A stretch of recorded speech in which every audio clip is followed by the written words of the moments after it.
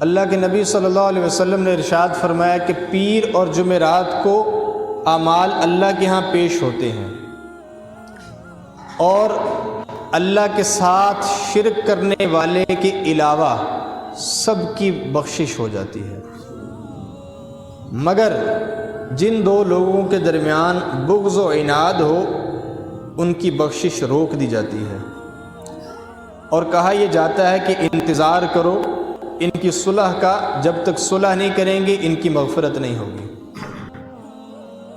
اور ان کے اعمال اوپر جانے سے روک لیے جاتے ہیں۔ تو ہم صلح کرانے کی کوشش کریں۔ حدیث میں آتا ہے کہ صلح کروانے کے لیے جو کلمہ زبان سے نکلتا ہے، ہر کلمے پر ایک غلام آزاد کرنے کا ثواب ملتا ہے۔ ہر کلمے پر ایک غلام آزاد کرنے کا ثواب ملتا ہے۔ اور اللہ کے نبی نے ارشاد فرمایا کیا تمہیں ہلکا سا صدقہ نہ بتاؤں؟ صحابہ نے کہا حضور ضرور بتائیے۔ تو ارشاد فرمایا جب دو مسلمانوں میں جھگڑا ہو جائے تو صلح کروا دیا کرو۔ اور پھر ارشاد فرمایا کیا تمہیں نماز، روزہ اور صدقہ سے افضل چیز بتاؤں؟ صحابہ نے عرض کی حضور ضرور بتائیے۔ ارشاد فرمایا کہ مسلمانوں کے درمیان مصالحت کروا دینا یہ نماز، روزہ اور صدقہ سے بھی افضل ہے۔ اور ایک اور حدیث میں ارشاد فرمایا